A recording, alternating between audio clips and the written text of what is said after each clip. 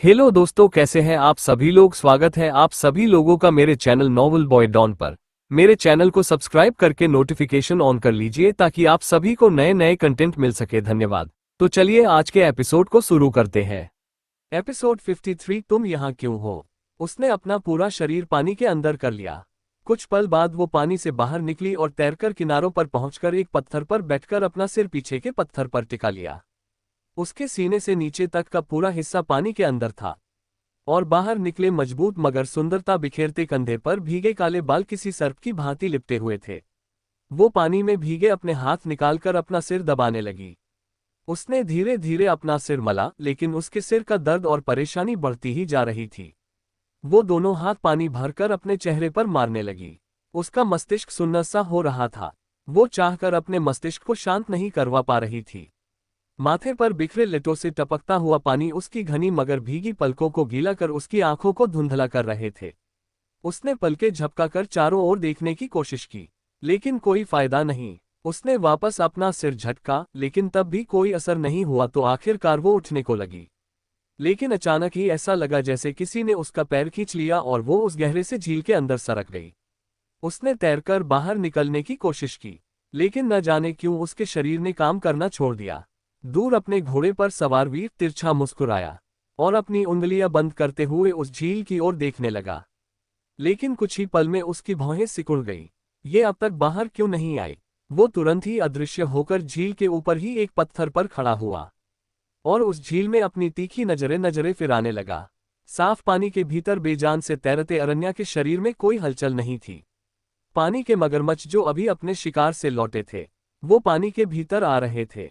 वो उसे पानी से बाहर निकालने हेतु अपनी शक्तियां प्रयोग करने को हुआ, लेकिन फिर रुक गया और अपना ऊपरी अंगवस्त्र निकालते हुए तुरंत पानी में कूद गया।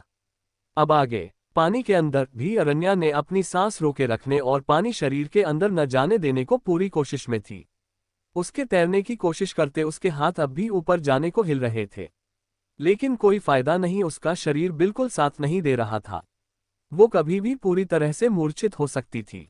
उसकी बंद होती आंखें सामने से आ रहे बड़े से मगरमच्छ को अपनी ओर बढ़ते हुए देखते रहने के अलावा कोई उपाय नहीं था।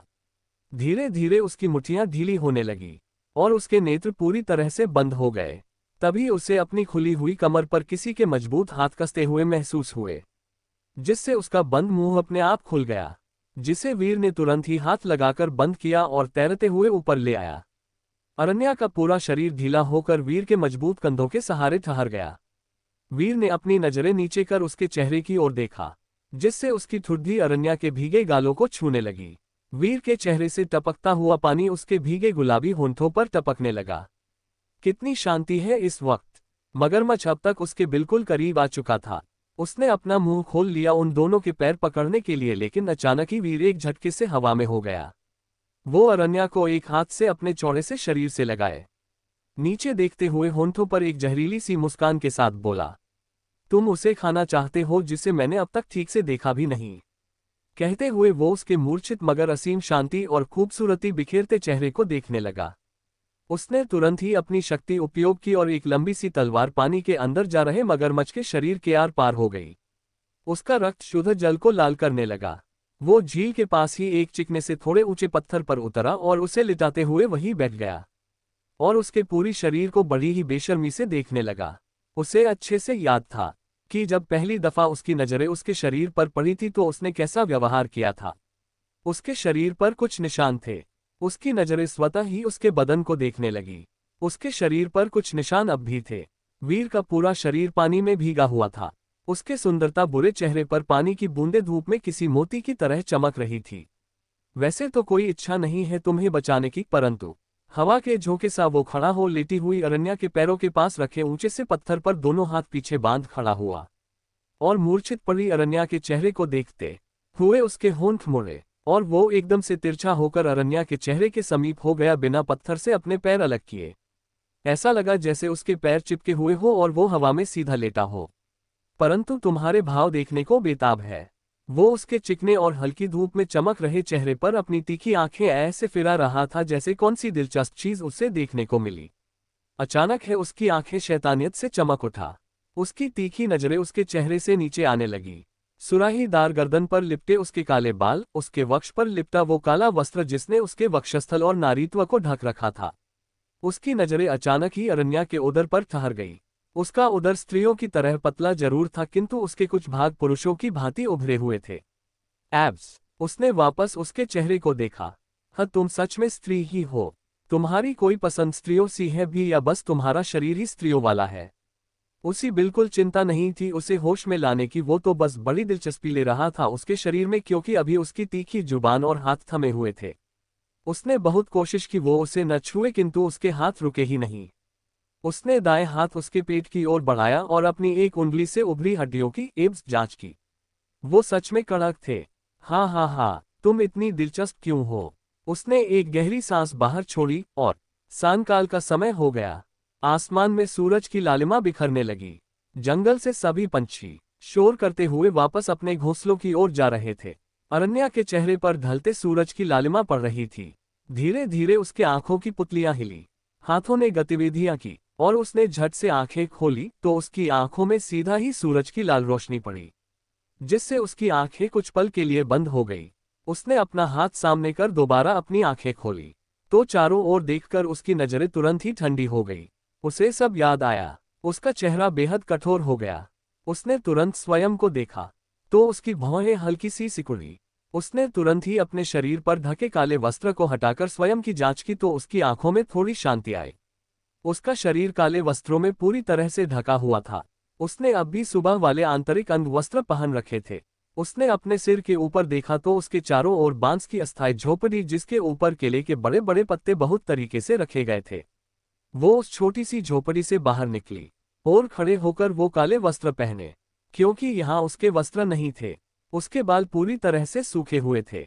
उसके नर्म बाल जंगल की तेज हवा के बीच किसी पत्ते की तरह उसके चेहरे पर झूमने लगे। उसने चारों ओर देखा, वहां कोई नहीं था। वो कुछ ढूंढने लगी। उसने बांस की एक छोटी शाखा उठाई और अपने बाल लपेटते लपेटकर जुड़े को अच्छे से टिका लिया। उसके जूते, कपड़े, तलवार कुछ भी यहाँ नहीं थे। ये वो जगह भी नहीं थी। कोई है? उसने आवाज लगाई, लेकिन सिवाय चिड़ियों के चहकने और हवाओं की आवाज के अलावा कुछ सुनाई नहीं दिया। पत्थरों, सूखे पत्तों और छोटी बड़ी सूखी लकड़ियों पर चलते और उसके नंगे पैरों में चुभन महसूस हो रही थी। तभी उसे कुछ सुनाई दिया। उसके कान सतर्क हो गए और वो एक छलांग लगाकर पेड़ की लटकती जड़ें पकड़ उसकी मोटी सी शाखा पर खड़ी होकर खुद को छुपा लिया। सांझ का समय बहुत जल्दी बीत रहा था। धूप कब अंधेरे में बदलने लगा मालूम ही नहीं चला। हालांकि अंधेरा अभी भी पूरी तरह से अंधेरा नहीं था। किसी के तेज कदम उसकी ओर ही बढ़ रहे थे। अरण्या ने तुरंत ही अपने बालों में लगी लकड़ी निकाल ली और उसका इंतजार करने लगी पेड़ के करीब आने का। वीर, जिसके घठीले और मजबूत बदन पर कपड़े के नाम पर सिर्फ पैजामे थे, अरण्या को झोपड़ी में न पाकर अपनी नजरें चारों ओर घुमाने लगा। उसने अपने हाथ में लिए वस्त्रों और जूतों को देखा और निराशा में सिर हिलाकर वापस मुड़ा। लेकिन अचानक ही उसके कदम लड़खड़ा गए। सामने खड़ी अरण्या को देखकर अरण्या ने तुरंत ही उसकी बाजुएं पकड़ ली और अपनी ठंडी आवाज में अपनी शक भरी निगाहों से उसे देखते हुए बोली, तुम यहाँ क्यों हो? वीर तुरंत ही उसका हाथ हटाकर पीछे हुआ। वो थोड़ा घबरा कर बोला, आप उठ गई। हम। अरण्या उसकी आंखों में देखते हुए बोली, तुमने बचाया? उद्धरण चिन्ह, विस्मयादिबोधक चिन्ह। वीर ने अपनी नजरें नीचे कर अपने शरीर को ढकने की कोशिश में बोला, हाँ, वो आपके पीछे आया था, आपकी सुरक्षा हेतु। हम। अरण्या ने जब उसकी आंखों में सच्चाई देखी तो उससे दूर होकर उसके हाथों में पकड़े अपने वस्त्र को देखकर एक नजर वीर के खुले बदन पर डालकर अंधेरे में डूब रहे जंगल को देखकर बोली, मेरे वस्त्र। वीर ने तुरंत उसका वस्त्र दिया, जिसे लेकर अरण्या वही पेड़ के पीछे चली गई। कुछ ही पलों में वो अपने सफेद रंग के साधारण से लबादे में अपने कमर की पट्टी बांधते हुए बाहर आए और अपने कंधे पर टांगे उसके काले वस्त्र उसकी ओर बढ़ाते हुए बोली, लो तुम्हारे वस्त्र। वीर ने उसे देखते हुए अपना वस्त्र लिया और दूसरी तरफ जाकर पहनने लगा। अरण्या ने चारों ओर देखा तो उसे इससे ज्यादा सुरक्षित जगह और नहीं लगी। ये स्थान जंगल से थोड़ी ऊंचाई पर थी। यहाँ ज्यादा जानवरों का आना जाना नहीं रहता होगा। रात्रि लगभग हो चुकी थी। अरण्या ने सबसे पहले आग जलाने की व्यवस्था की, जो करते समय कुछ सवाल लगातार उसके मस्तिष्क में चल रहे थे। ये सच में वीर ही है या फिर वो शैतान? पर मुझे उसकी मौजूदगी का एहसास नहीं हुआ। कहाँ छुआ होगा इसने? मुझे यहाँ तक कैसे लाया होगा? उसे अपने शरीर को घिसकर अपनी सोच मिटाने की इच्छा हो रही थी। धन्यवाद, आज के लिए इतना ही। आगे क्या होगा कहानी में जानने के लिए बने रहे।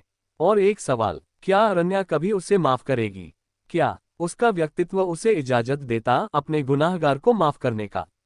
क्या लगता है आपको? उत्तर अवश्य दे। शुभ रात्रि, आपका आने वाला दिन शुभ हो। एपिसोड 54 तुम्हारे परिवार का नाश तय है। वीर ने उसे देखते हुए अपना वस्त्र लिया और दूसरी तरफ जाकर पहनने लगा।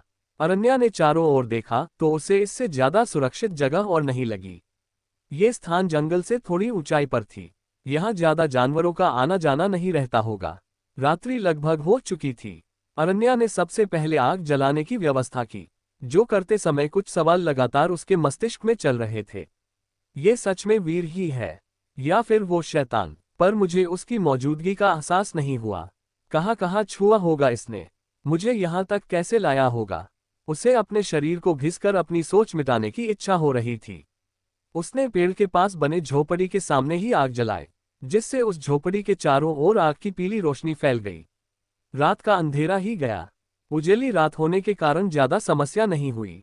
कुछ फल ढूंढने में वीर भी अपने कपड़ों में कुछ फल समेटे आग के पास बैठी अरण्या के पास आते हुए बोला, बस यही फल मिले हैं, हम आज की रात यहाँ गुजार सकते हैं।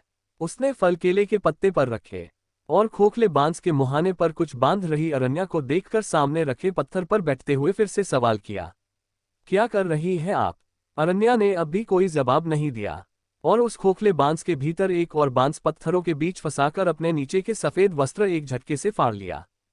फल खाने जा रहे वीर ने हैरानी में तुरंत कहा, आप अपने वस्त्र क्यों फाड़? लेकिन फिर उसकी द्वारा की जा रही कलाकारी को बड़े ध्यान से देखने लगा। अरण्या ने कुछ ही पलों में 2 मशालें तैयार कर ली और उन्हें उस छोटी सी झोपड़ी के अगल बगल लगाकर वापस अपनी जगह पे बैठ गई। उसने पत्ते पर रखा फल उठाया और खाने लगी। वीर हैरानी में उसकी बनाई मशाल को देख बोला, अद्भुत, आपने इसे कैसे बनाया? अरण्या ने सतर्कता से अपनी नजरें चारों ओर घुमाकर बिना उसे देखे उत्तर दिया, बुझने के बाद स्वयं देख लेना। उसकी बात पे वीर का मुंह बन गया। आखिरकार वो बोल पड़ा, मैंने अपनी जान पर खेलकर उस मगरमच्छ से लड़कर आपकी जान बचाई थी। एक धन्यवाद कह देती, मेरा हाल ही पूछ लेती या फिर ये पूछ लेती कि मैं आपको यहाँ लेकर क्यों आया? कैसे लेकर आया? आपको बचाया कैसे? कुछ नहीं। उद्धरण चिन्ह। अरण्या ने उसकी बात पर आग के उजाले में चमक रहे उसके चिड़े चेहरे को देखकर बिना किसी भाव के बड़ी ही शांति से कहा, तो अब उत्तर दे दो। कह वो अपनी सतर्क नजरें दोबारा चारों ओर घुमाने लगी। रहने दो, आपको जानने में रुचि नहीं है तो मुझे बताने की भी इच्छा नहीं। वीर ने दूसरा फल उठाकर चिढ़कर कहा। उसकी ना पर अरण्या को नजर कुछ पल उस पर ठहरी और फिर एक लंबी खामोशी के बाद वो बोली, तुमने कहाँ छुआ मुझे? वो असमंजस से उसे देखने लगा। फिर सवाल समझते ही अचानक वो अपनी गर्दन पर हाथ फेरने लगा और अपनी नजरें झुकाए हुए खाए हुआ फल को निगलते हुए थोड़ा रुककर उत्तर दिया, वो आपकी कमर, कंधे और गोद में उठाकर यहाँ लाते। उसने बड़े ही भोलेपन में चेहरे पर बिना किसी भाव के नजरें झुकाए हुए जवाब दे रहा था। बस उसकी बात बीच में काटकर ही अरण्या ने अपने फल खाते हुए पूछा, तुम मेरे पीछे क्यों आए? वैसे अभी तो आपको धन्यवाद कहना चाहिए कि मैं आपके पीछे आया। यदि मैं आपकी सुरक्षा को न आता तो आज आप उस मगर के उदर में होती। तुमसे किसी भी बात का सीधा सा उत्तर नहीं दिया जाता, कड़क लहजे में उसने कहा और अपने हाथ झाड़ते हुए खड़ी हो गई। और आपको बात करने का बिल्कुल भी सलीका नहीं है, वीर ने थोड़े रूखे स्वर में कहा। अरण्या ने तीखी नजरों से उसे देखा और अपने हल्के घायल पैरों में जूते पहने कदम झोपड़ी से के दूसरी ओर अंधेरे की ओर बढ़ा दिए। वो बेचैनी में अपनी पीछे की गर्दन सहलाने लगी। आपकी कमर, हाथ और गोद में उठाया। वो अपनी चिढ़न, जलन और बेचैनी को कम करने के लिए वही टहलने लगी। वो पूरी कोशिश कर रही थी कि खुद को काबू कर ले, पर उसका शरीर तैयार ही नहीं था ये सब समझने को। उसने बस मदद की है अरण्या, बस मदद की है, मदद की है। उसकी मुठ्ठियां गुस्से में कस गई। वीर अपनी गर्दन तिरछी कर बड़े आराम से फल खाते हुए चमकती आंखों से उसे देख रहा था। उसके फल खाते मुंह बंद जरूर थे, लेकिन उनकी दुष्टतापूर्वक मुस्कुराते होंठ साफ बता रहे थे कि उसने ये सब जानबूझकर किया। अगर पता होता कि इतनी बेचैन करती है तुम्हें पुरुषों की छुअन तो और भी स्थान छू लेता। अरण्या एक पत्थर के सहारे बैठी खुद को शांत कर रही थी। तभी वीर उसके पास आते हुए बोला, आप झोपड़ी में विश्राम कर लीजिए, मैं बाहर रखवाली करूंगा। पहले तो अरण्या ने उसे कोई जवाब नहीं दिया, लेकिन कुछ ही पलों में बात खड़ी होती हुई बोली, आवश्यकता नहीं, मैं यहाँ जा रही हूँ, तुम यहाँ विश्राम कर सकते हो। परंतु परंतु ऐसे कैसे? रात गहरी हो रही है और ये जंगल खतरे से भरा है, कुछ भी हो सकता है। और मैंने तो ये भी सुना है कि इस काले जंगल के जानवर भी रात को निकलते हैं। काले जंगल का नाम सुनते ही उसके कदम ठहर गए। उसने पीछे की ओर देखा तो वीर थोड़ा हड़बड़ा कर बोला, हाँ, आते वक्त कुछ लोगों के मुंह से सुना था, इसलिए ही तो मैं आया था, मैं ध्यान रखूंगी। बोल वो एक मशाल लेकर वीर के घोड़े पर चढ़ गई। वीर जल्दी से बोला, परंतु मैं नहीं रख सकता, वो जानवर बड़े मायावी होते हैं। क्या हुआ यदि वे यहाँ आ गए? मैं तो आपके जितना कुशल भी नहीं हूँ। अरण्या ने कोई उत्तर नहीं दिया और वहां से चली गई। कुछ ही क्षण में घोड़ा वीर की आंखें से ओझल हो गया। हाँ, कितनी हृदयहीन स्त्री है। प्राण बचाए थे, कपड़े भी अपने दिए थे, उसके कपड़े झील से वापस भी लेकर आया, और ये तो मेरा ही घोड़ा लेकर चली गई। बड़ी स्वार्थी हो तुम। उसका चेहरा बहुत बुरा सा हो गया। आह, तुम बड़ी ढीठ हो, बचाना ही नहीं था, पर अगर मर जाती तो मेरा जीवन बिना किसी मकसद के हो जाता। और फिर वही पुरानी दिनचर्या हमारी। वो छोटी सी झोपड़ी के पास गया। उसने एक हाथ से वो मशाल जमीन से निकाला और उसका ढंग देखते हुए बोला, कला तो है तुम में। पहले वो घर, जंगल में की गई सजावट, और अब ये। किसने सिखाया ये सब तुम्हें? उद्धरण चिन्ह। वो मशाल वही लगाते हुए वो अदृश्य हुआ, लेकिन फिर कुछ ही पलों में वो वापस से हाजिर हुआ और सामने अंधेरे की ओर देखने लगा, जहां से घोड़े की आवाजें आ रही थी। सामने से घोड़े पर सवार आ रही अरण्या अपने साथ एक और घोड़े के साथ उसकी ओर ही बढ़ रही थी। उसके पास पहुंचकर अरण्या ने साथ लाए घोड़े की लगाम को छोड़ते हुए बोली, लो अपना घोड़ा, अब यदि तुम चाहो तो घर जा सकते हो। वीर, जो ठंडी नजरों से सैवी अरण्या के घोड़े को देख रहा था, वो अपने घोड़े पर सवार होते हुए बोला, मुझे लगा आप चली गई, मुझे यहाँ अकेले छोड़कर। और ये आपका घोड़ा? ये तो भाग गया था, कहाँ मिला ये? अरण्या ने उसकी आंखों में देखकर कहा, मेरे साथ रहने वाले भागते नहीं, और भागने वाले मेरे होते नहीं। वीर उसकी बात पर उसकी आंखों ने देखने लगा। उसकी बातों का संकेत कुछ और था। मतलब? उसने धीमी आवाज में पूछा। हम, उसने हल्के से कहा और घोड़ा तेजी से भगाने लगी।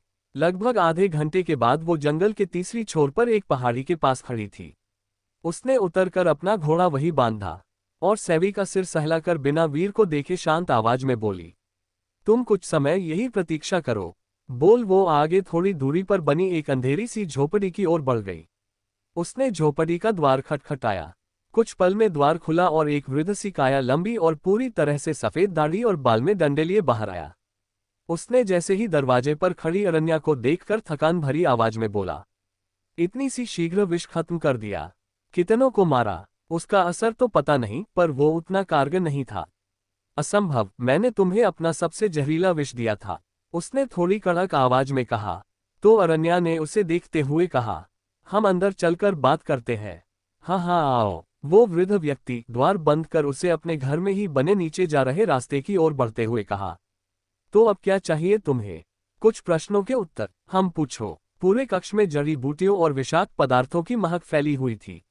वो जगह बहुत अजीब थी। वहां एक सफेद रंग का गोल सी एक चमकीली चीज रखी हुई थी, और चारों तरफ काल जादू और तरह तरह की जादुई चीजें लगी हुई थी। वो गायब है। कौन? वृद्ध व्यक्ति ने मसालों की रोशनी में बैठी अरण्या को हैरानी में पूछा। वहीं अरण्या, मेरे आवाज लगाने के बावजूद भी वो सामने नहीं आई। उसकी बात सुनते ही बूढ़े ने अपनी छड़ी किनारे रखी और उस गोले पर हाथ फेरते हुए आंखें बंद कर कुछ मंत्र पढ़ने लगा। उसकी भौहें सिकुड़ी, जिसे वो बड़े ध्यान से देख रही थी। वो किसी के कब्जे है। मुझे उसके बारे कुछ दुख तो नहीं रहा, परंतु उसे किसी ने कैद कर रखा है। तो क्या मैं उसे ऐसे ही मुक्ति नहीं दे सकती? आप विधि बताए और मैं उसी मुक्ति दिला दूं। उसकी बात सुनते ही उसने अपनी आंखें खोली और थोड़ी हैरानी में बोला, तुम सच में उसे मुक्ति दिलाने वाली हो? इसमें कौन सा स्वार्थ है तुम्हारा? अरण्या ने बिना किसी जवाब के उसे गहरी नजरों से घूरा। तो वो वृद्ध व्यक्ति अपना गला सही करते हुए बोले, क्षमा करना, किंतु ये बहुत हैरानी भरा था। तुमने उसे माफ कर दिया। मैंने अपने गुनहगारों को माफ करना नहीं सीखा, परंतु वो मेरे लिए हानिकारक है। ठीक है, हमें फिर से जांच करने दो। अचानक ही उसके चेहरे का रंग उड़ गया। उसने झटके से आंखें खोलकर अरण्या को देखा। तुम्हारा भविष्य पूरा अंधकारमय है। तुम्हारे पूरे परिवार का नाश तय है। अचानक ही अरण्या ने बड़े ही क्रोध में उसके गले का वायरा पकड़कर अपनी ओर खींच लिए। वो उसकी वृद्ध आंखों में देखकर दांत भींच कर बोली, क्या बक रहे हो? मेरे बच्चों को कोई नुकसान नहीं पहुंचा सकता। कोई नहीं। क्रोध कहते हुए उसने गुस्से में मेज का सारा सामान गिरा दिया और उसे उंगली दिखाकर दांत भींचते हुए बोलो, आइंदा मेरे सामने मत आना, जान से मार दूंगी तुम्हें। वो गुस्से में बाहर चली गई। बेकार बेकार है सब के सब। आज के लिए इतना ही। धन्यवाद। Thanks for listening.